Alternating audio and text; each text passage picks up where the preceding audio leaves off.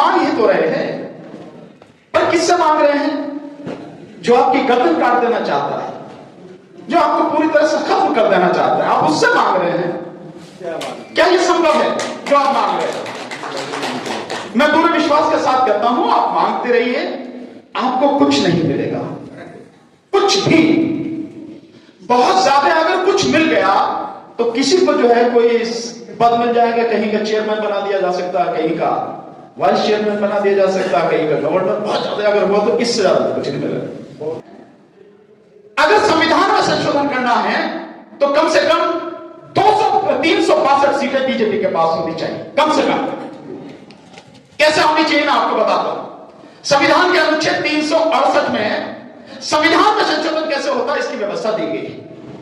अनुच्छेद 368 का उप अनुच्छेद 2 जो है उसमें 2 तरह की व्यवस्था है कि संविधान में 2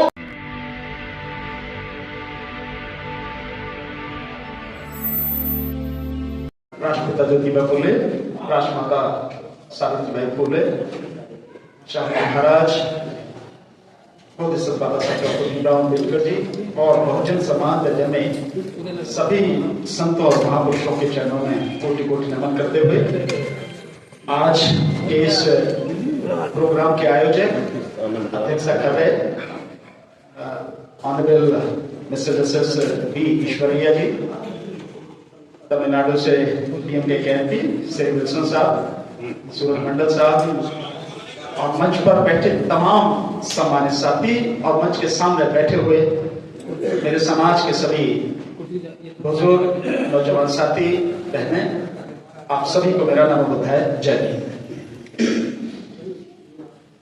साथियों, जो मैसेज मुझे व्हाट्सएप पर भेजा गया उसमें जो विषय थे और यहां मंच पर जो सामने बैनर लगा है उसमें जो विषय है, इसमें कोई शक नहीं है कि विषय बहुत ही महत्वपूर्ण है, जायज है और सही है। मैं आपके इन विषयों से पूरी तरह सहमत हूं, लेकिन मुझे लगता है कि अभी इन विषयों की जरूरत नहीं है। अभी परिस्थिति कुछ और है और परिस्थिति बहुत ज्यादा भयानक है। ये जो विषय है इनसे क्या लेना चाहते हैं आप? सरकार से तो डिमांड कर रहे हैं वे सरकार ये कर दे, रिजर्वेशन दे दे, आपको जो है जनगणना करवा ले, जातिगत जनगणना करवा ले, और एक और आपने किया है कि भाई जो SC ST के कैंडिडेट है उनको SC ST के ही कैंडिडेट, मतलब सेपरेट इलेक्टोरल वाली बात है जो बाबा साहब को कमनल अवार्ड के माध्यम से मिला था, वही तो है ना। तो हम मांग ही तो रहे हैं, पर किससे मांग रहे हैं? जो आपकी गर्दन काट देना चाहता है, जो आपको पूरी तरह से खत्म कर देना चाहता है, आप उससे मांग रहे हैं। क्या ये संभव है जो आप मांग रहे हैं? मैं पूरे विश्वास के साथ कहता हूं, आप मांगते रहिए, आपको कुछ नहीं मिलेगा, कुछ भी। बहुत ज्यादा अगर कुछ मिल गया तो किसी को जो है कोई पद मिल जाएगा, कहीं का चेयरमैन बना दिया जा सकता है, कहीं का वाइस चेयरमैन बना दिया जा सकता है, कहीं का गवर्नर। बहुत ज्यादा अगर हुआ तो इससे ज्यादा कुछ नहीं मिलेगा। मैं समझता हूं कि आज की जो परिस्थिति है उस परिस्थिति को समझकर हमें लड़ाई जिस प्लेटफॉर्म पर जिस तरह से लड़नी चाहिए वो बहुत जरूरी है। आप जिसकी मांग कर रहे हो वो जिसके माध्यम से ये सब कुछ मिल पा रहा है उसी को खत्म कर देना चाहते हैं, संविधान को खत्म करना चाह रहे हैं। बहुत से साथियों ने कहा अभी संविधान को खत्म करना चाह रहे हैं, और जब संविधान ही खत्म हो जाएगा तो आप तो मांग करने के काबिल भी नहीं रहेंगे। और वो संविधान को खत्म करने के लिए लगातार काम कर रहे हैं, और हम अभी तक ये भी नहीं समझ पा रहे कि हमारी लड़ाई क्या है, इस लड़ाई को लड़े कैसे।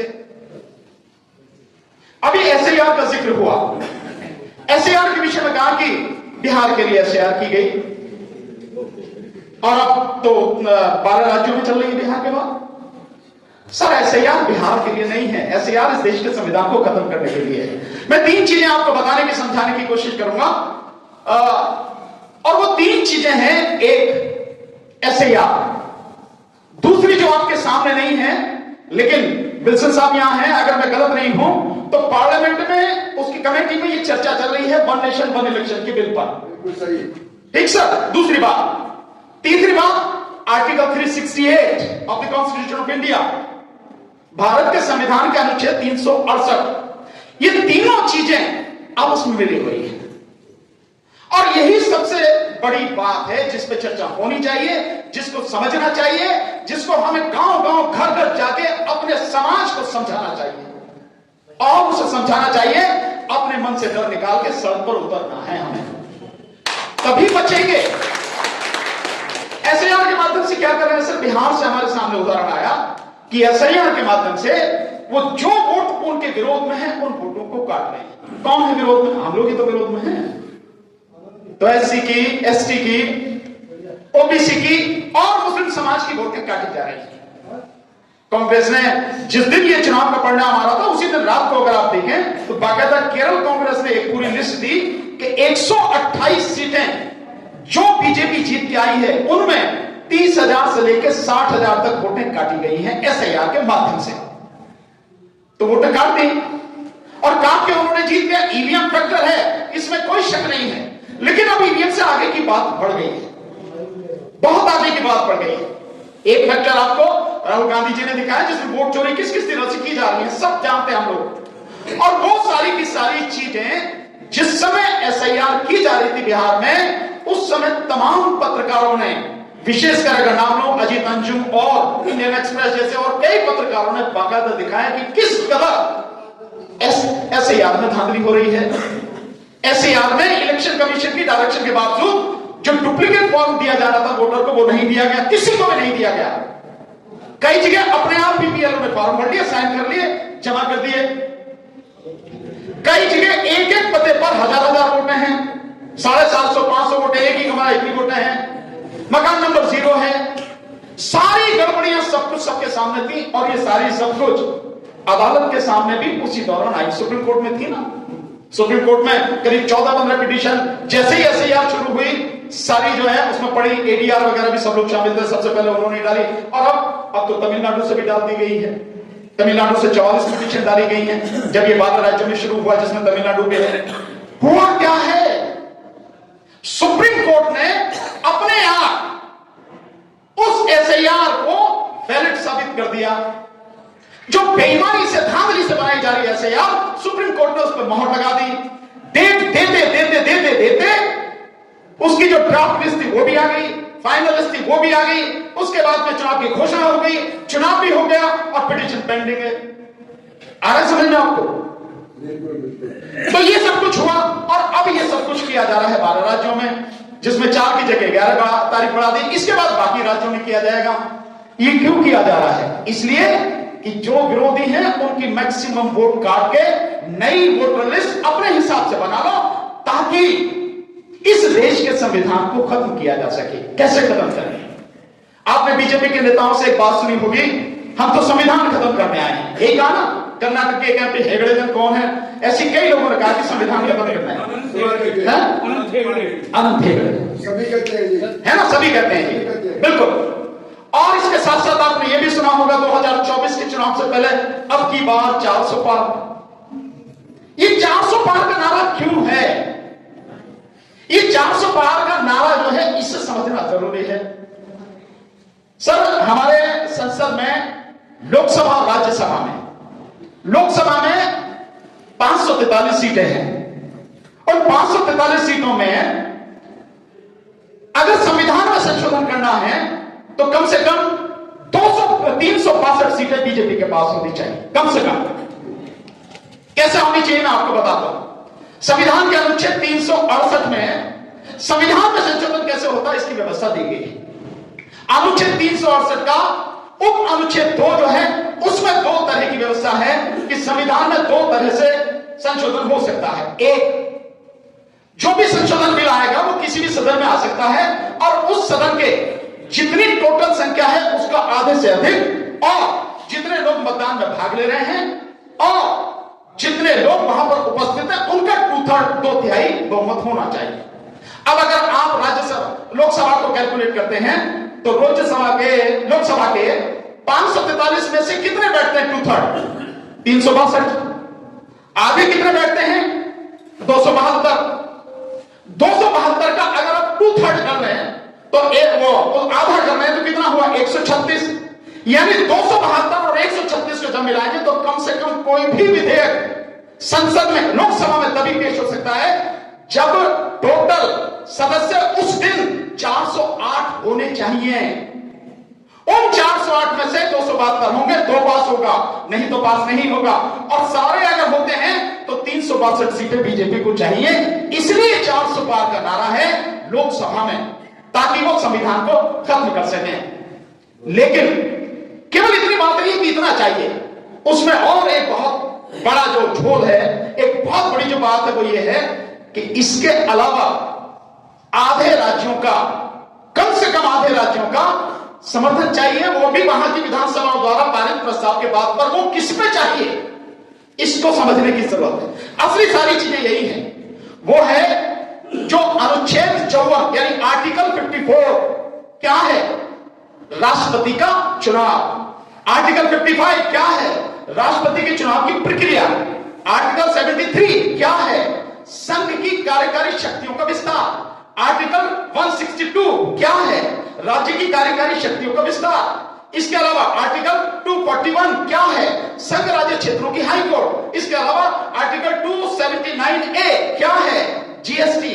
इसके अलावा कॉन्स्टिट्यूशन का पार्ट 5 और उसका चैप्टर 4 क्या है?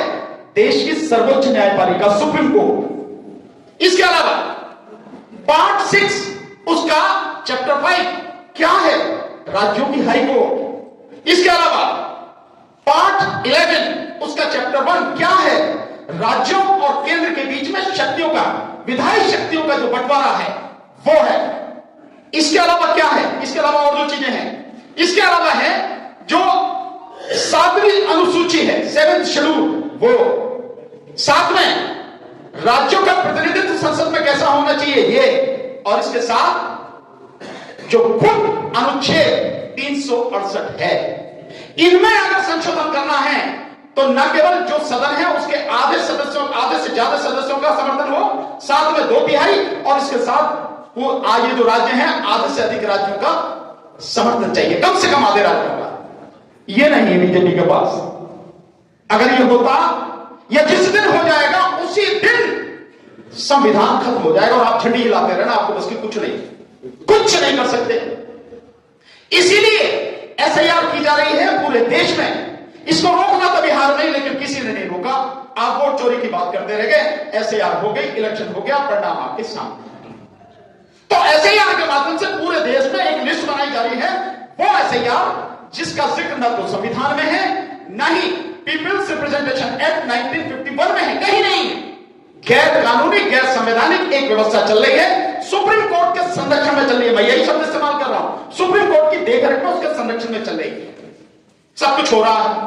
और जिस दिन ये सारी चीजें हो जाएंगी, अपने हिसाब से लिस्ट बना लेंगे, उस दिन वन नेशन वन इलेक्शन का बिल आएगा। क्यों है वन नेशन वन इलेक्शन का bill? One nation one election का बिल इसलिए है कि जब बेईमानी करनी है तो एक ही बार कर लो ना, एक ही बार करके इस देश में जो चाहिए संविधान को खत्म करने के लिए वो हासिल कर लो आप। इसलिए लोकसभा के साथ में सभी राज्यों की विधानसभाओं के चुनाव कराए जाएं और उसके बाद में आधे से अधिक राज्यों पर बीजेपी का कब्जा हो जाए और साथ में लोकसभा में 400 पार सीटें हो जाएं और उसके आते ही शपथ लेते ही आप अगले हफ्ते में देखना कि इस देश के संविधान को खत्म किया जाएगा, जुडिशियल सिस्टम को खत्म किया जाएगा, विधायी शक्तियां जो आपस में उसको खत्म किया जाएगा, केंद्र की शक्तियां बढ़ाई जाएंगी। सब कुछ बीजेपी जैसा चाहती है वैसा कर लेगी, जहां तक मेरी जानकारी है। और आप रेड माइक जिसपे सौरभ शुक्ला रेड माइक उनका है, आप इस पर जाके देखिए। करीब 2 महीने पहले का एक वीडियो उन्होंने बताया उसमें बाकायदा कि इस बिल पर अब तक खूब 4 चीफ जस्टिस को बुलाया गया है, जिनमें दोनों हाथ खड़े कर दिए कि आप जो कर रहे हैं ये ठीक नहीं है। और कर क्या रहे हैं? वो कर रहे हैं कि इलेक्शन कमीशन को जो आज पावर है इससे कई गुना पावर देने जा रहे हैं। इलेक्शन कमीशन को यहां तक की पावर देने जा रहे हैं कि किसी भी राज्य की विधानसभा को भंग करने का अधिकार इलेक्शन कमीशन को दे रही है। अभी चर्चा में है, पास होगा तब की अलग बात है क्या होगा, लेकिन ये सारी चीजें भी चर्चा में है। तो आपके मन में एक सवाल आ गया, क्यों देने जा रहे हैं पावर इलेक्शन कमीशन को इतनी पावर? वो इसलिए देने जा रहे हैं कि जब 2029 में लोकसभा का चुनाव होगा, उस समय बहुत सी विधानसभाओं का टर्म पूरा नहीं होगा। 2025 में और 2026 में जो विधानसभाएं होंगी, माना तमिलनाडु है, केरल है और आपका पश्चिम बंगाल है, असम है। असम तो उनका है, लेकिन 3 तो विरोधी पार्टियों के पास में है, विपक्षियों के पास में है। ये कैसे अपनी विधानसभा को भंग कर देंगे? नहीं करेंगे ना। तो उस समय इलेक्शन कमीशन को ये पावर, ये काम आएंगे कि इलेक्शन कमीशन इन विधानसभाओं को भंग करके एक साथ चुनाव करा दे, और उसके बाद में जो वो चाहते हैं 400 पार सीटें, आधे से अधिक राज्यों में अपना कब्जा, और जब आधे से अधिक राज्यों में उनका कब्जा होगा तो राज्यसभा में जो आज उनके पास बहुमत नहीं है, राज्यसभा में भी उनके पास इतनी संख्या हो जाएगी, क्योंकि राज्यसभा में उन्हें चाहिए 167 सीटें बीजेपी को, अभी नहीं है, उस समय आ जाएंगे। और जिस दिन ये आ जाएगा उसी दिन देश के संविधान को खत्म करने की कार्रवाई शुरू हो जाएगी। हमारे नेता तथाकथित एमपी एमएलए जैसे बैठे रहे थे वैसे ही बैठे रहेंगे। आज भी इस सरकार को चलाने के जिम्मेदार बहुत बड़े हमारे ही बीच के, हमारे ही तथाकथित एमएलए एमपी हैं, हमारे ही नेता हैं। अन्यथा मोदी की इतनी औकात नहीं है कि ये सब कर जाता, और हम उस पर कुछ भी नहीं सोच रहे। साथी, मेरा मानना बहुत आपसे बहुत करबद्ध मेरा निवेदन है, आप सबसे सारी चीजों को छोड़ के सब लोगों को इकट्ठा कीजिए, सब लोगों को ट्रेंड कीजिए, क्या बताना है समाज को, कैसे समझाना है, असली लड़ाई क्या है, कैसे लड़नी है, और गांव गांव शहर शहर जाके, मोहल्ले मोहल्ले जाके समाज को जगाइए और कहिए ये मरो या मारो की स्थिति है, या यूं कहो गांधी के शब्द में करो या मरो की स्थिति है। तभी जब देश की जनता सड़क पर उतरेगी तभी कुछ बच पाएगा। तब आप इनकी बात करना कि हमें भैया आपको करा लो, जनगणना करवा लो, कि रिजर्वेशन दे दो, ये कर लो, तब करोगे, बचोगे तो ना, तब करोगे। तो अभी आपका वोट का अधिकार दांव पे लगा है, इसे छीनने की तैयारी में है। अभी आपकी नागरिकता खत्म करने की तैयारी में है। तो नागरिकता खत्म हो गई, वोट का अधिकार खत्म हो गया, क्या मांगोगे आप, किससे मांगोगे, कौन देगा आपसे? ध्यान रखना, अभी सुनील मंडल सर ने एक बात कही कि प्रधानमंत्री जाके कह रहे हैं मैकाले की जो पद्धति है उसको खत्म करेंगे, यानी आपकी शिक्षा, इस शिक्षा पर अभी से नहीं, इस शिक्षा पर 2016 से उनका पहरा है, 2016 से ही वो लगे हुए हैं। ये तो आज तो आपको दिख रहा है, जब सारी डिटेल आपको पता लगेगी, अब समय नहीं है, नहीं तो आपको एक एक चीज पता था, तो वो तब से लगे हुए हैं। इसके साथ जब इस नई संसद का उद्घाटन हुआ था, उस उद्घाटन के आसपास मोदी ने कहा था कि हम 1000 साल की व्यवस्था स्थापित करने का प्रयास करें। 1000 साल क्या है? 1000 साल की व्यवस्था वही जो 1947 से पहले थी, यानी हमें उसी स्थिति में पहुंचा दिया जाए जहां हजारों साल से हम गुलाम थे। होना चाहोगे गुलाम? गुलामी करना चाहोगे? नहीं। अगर नहीं करना चाहते हो तो अपना ऐशो आराम जो ले रहे हो उसे छोड़ो और मान्यवर साहब काशीराम को पढ़ो, उनके जीवन से सीखो, उन्होंने जो किया विशेष रूप से उसको सीखो, गांव गांव जाके लोगों को जगाओ। अगर हम सब ये करेंगे तो समाज जग पाएगा, समाज जगेगा तो संघर्ष होगा, और संघर्ष होगा तो इस भयानक आपदा जो सामने है, मुझे नहीं पता किसको दिखाई दे रही नहीं दे रही, पर मुझे बिल्कुल साफ दिखाई दे रही है, इससे हम बच पाएंगे। यही आज की सबसे बड़ी जरूरत है, इसी पे काम होना चाहिए। आपने मुझे बुलाया, सम्मान दिया, मौका दिया, उसके लिए आयोजकों को, आप सभी को आपने ध्यान से सुना, बहुत बहुत शुक्रिया। मेरी बात पर विचार करें। Thank you.